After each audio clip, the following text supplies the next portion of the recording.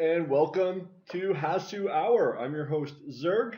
The matchup today is Terran versus Zerg. The map is Runes of Saras. And we've got Wallfacer representing the aliens, spawning in the bottom right. And the MarineLord representing the human forces, spawning in the bottom left. MarineLord starts off with a good-mannered GLHF, and his opponent decides to throw a little GG in there also. Zerg versus Terran is usually a pretty exciting matchup to watch, so hopefully we'll see some good battles today. Looks like the Zerg player is opening with a fairly standard fast expansion, whereas MarineLord has opted for depot, racks, and gas. And we'll see, he's probably going to get a fairly fast expansion himself. That seems to be pretty much all these pros do, probably because it is the strongest strategy, and so they stick with basically what is going to give them the best chance of defeating their opponent. StarCraft at the highest levels, or even at the highest levels is a very demanding game. So you can't be too creative without giving up winning chances. Whereas when your opponents aren't quite as sophisticated, then you have a little more room to make some more unorthodox strategies. MarineLord's scouting SCV is approaching the Terran encampment, or Zerg encampment, I should say. And he is going to notice this fast expansion of the Zerg.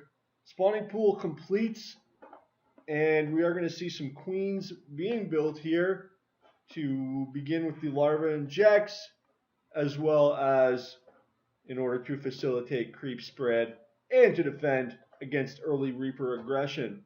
Speaking of Reapers, we're about to see the first combat of the game as the MarineLord's Reaper approaches the Zerg base.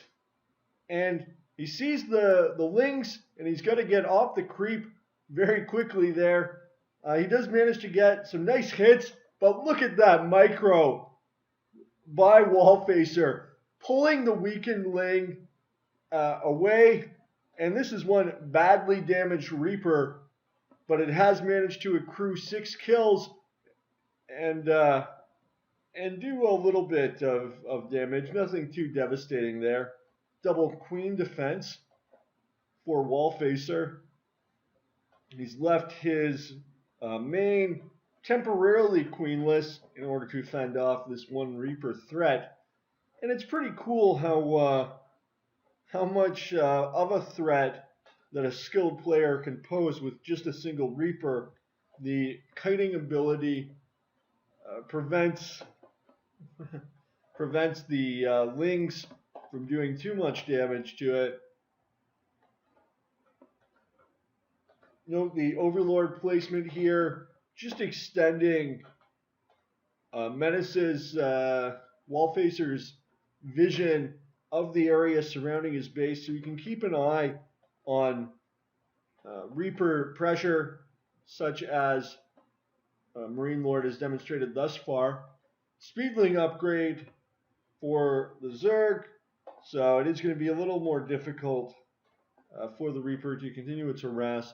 Meanwhile, back in the Terran base, it looks like MarineLord is going to be trying a drop here, as he did get a fairly early medevac, and he is beginning a tank pump, still on just a single barracks, but he does have kind of a cool defensive idea here with the depots, and in comes the drop.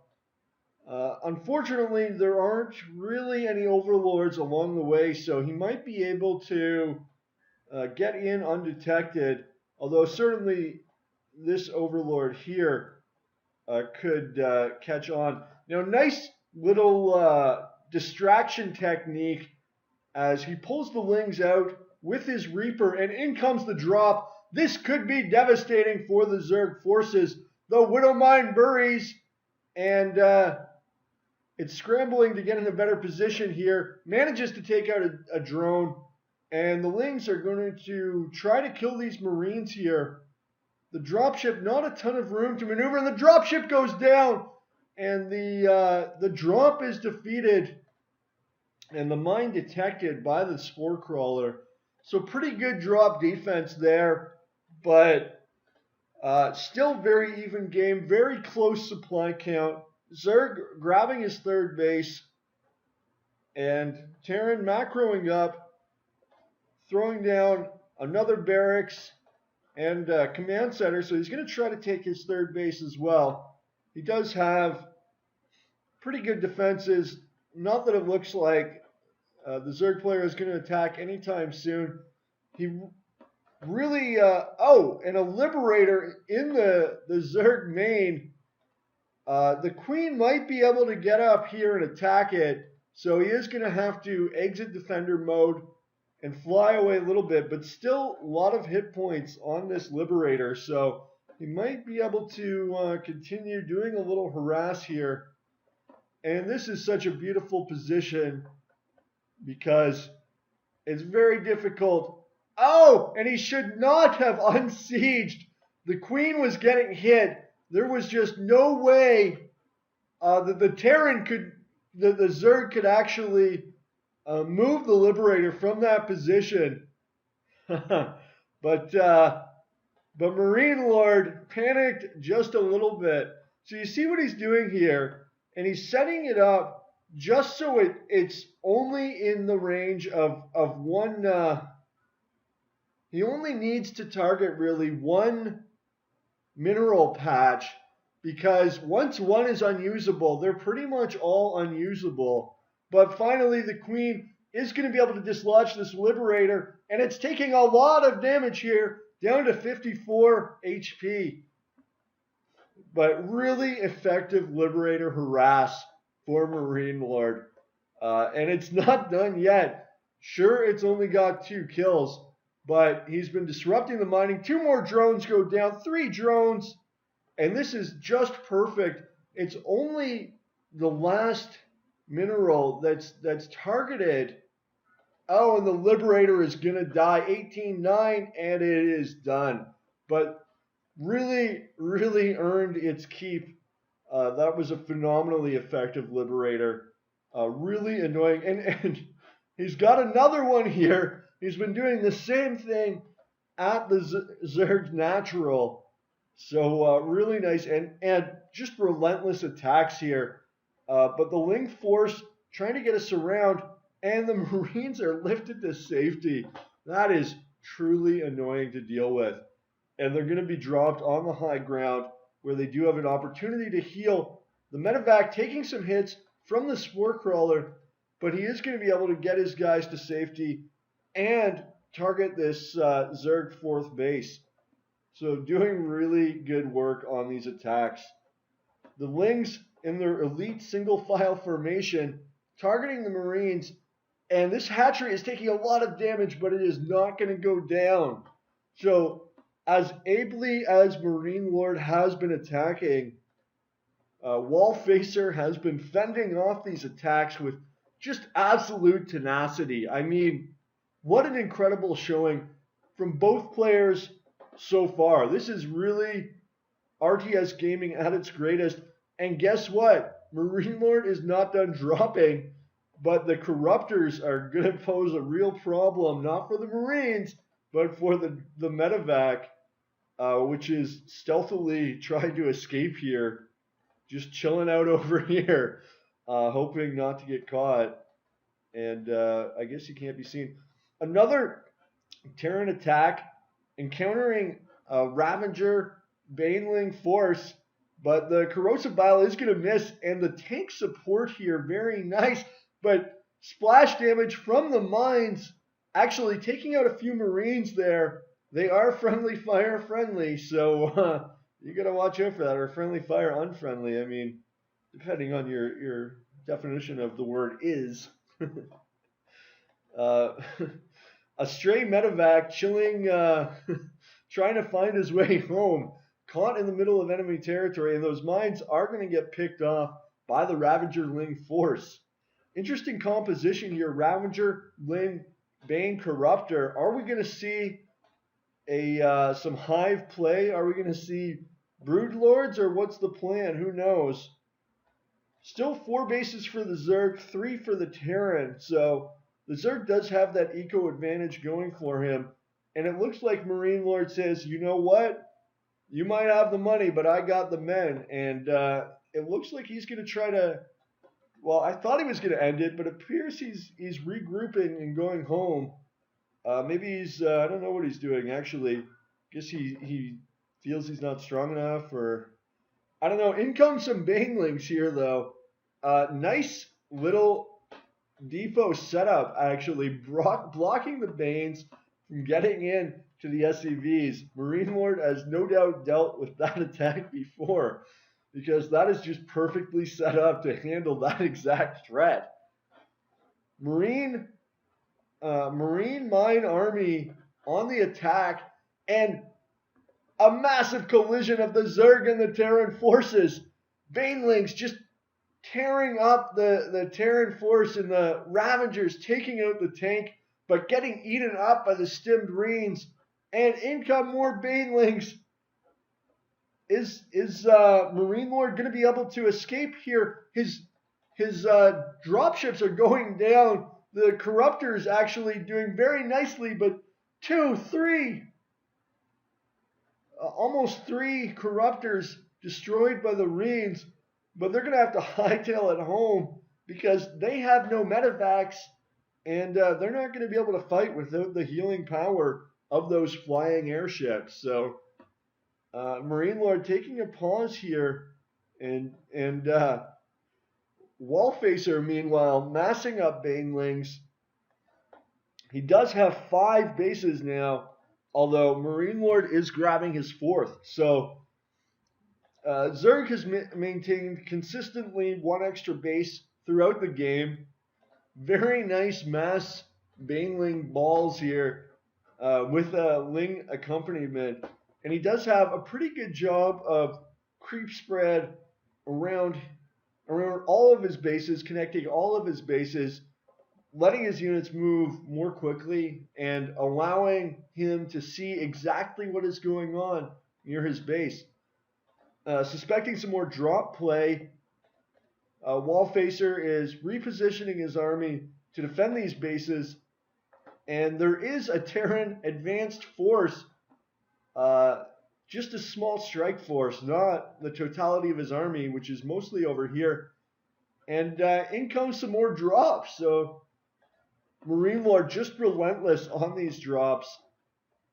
Slow medevacs, aiming to attack this relatively undefended natural of the Zerg player. But the Zerg has seen the drop, and he's sending some Banes in to deal with it. And he is going to actually fend this off very ably. The Corruptors are going to take out the medevac with its cargo. Meanwhile, there is another drop going on at the top of the map. And he is going to be able to take out this Overlord anyway, which not like a big deal. But hey, every little bit helps, right? So now he's loading up the drop and taking this completely undefended, juicy base here. Really important to prevent that from coming online. And while this attack is going on, he is going to push with the bulk of his army.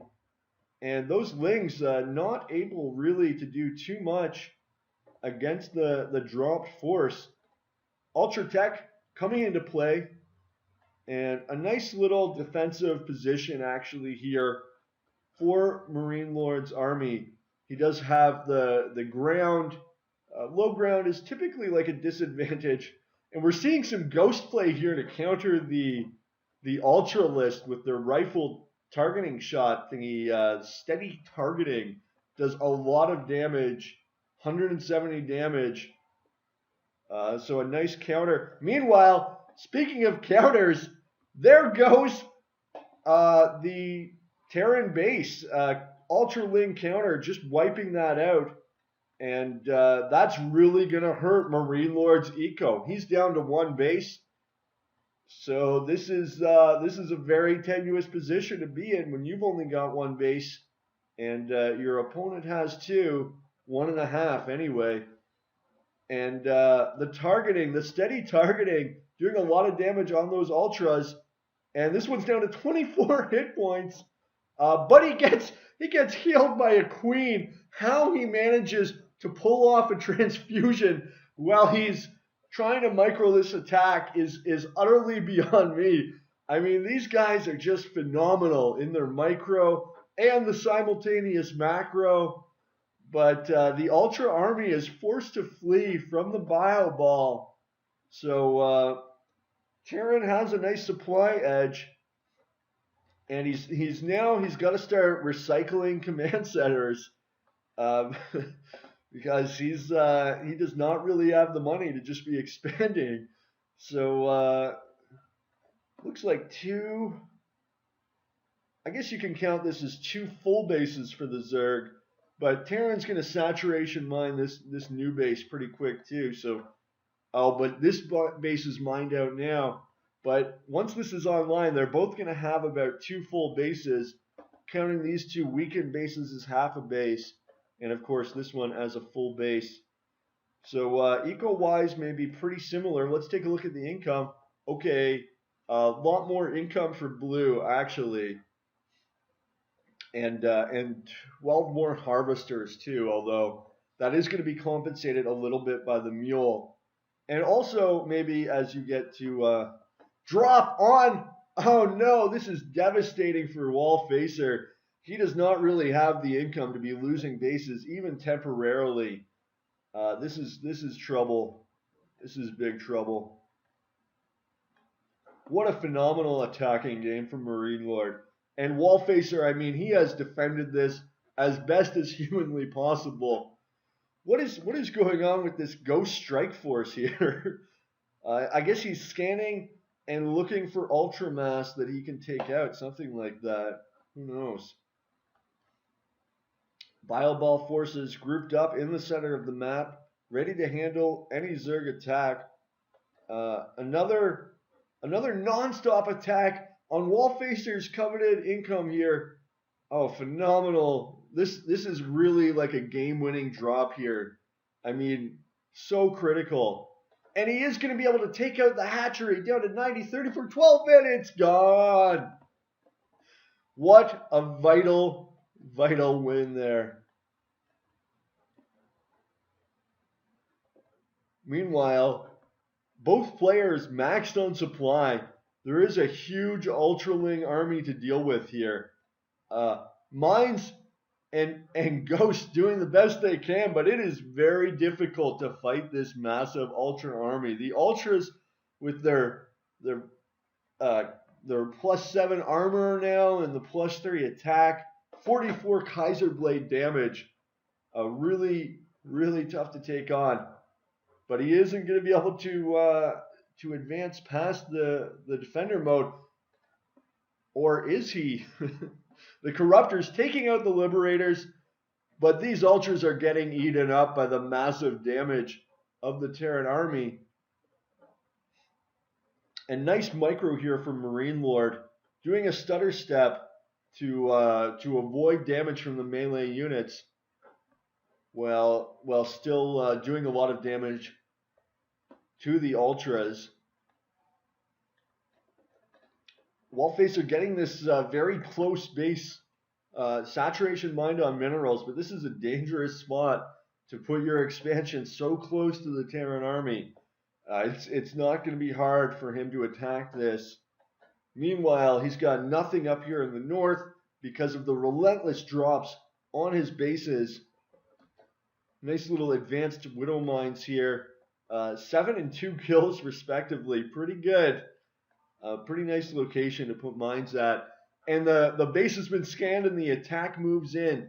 Liberator setting up defender mode in order to defend the bioball forces so they can retreat back in the drones. They know what's up. They are running to the safety of this base over here, which is almost online. This hatchery is going down without a fight. Wallfacer decides to keep his forces back, but look at this supply disadvantage. He's down 60 supply, and they were even not very long ago, but he just traded off badly against the phenomenal micro of MarineLord, and his ultras got basically crushed by the bio ball, which is, what are you going to do, right? When somebody has micro like this, you're, I mean, you can't do much against micro like this, and except type GG. That's really your only option.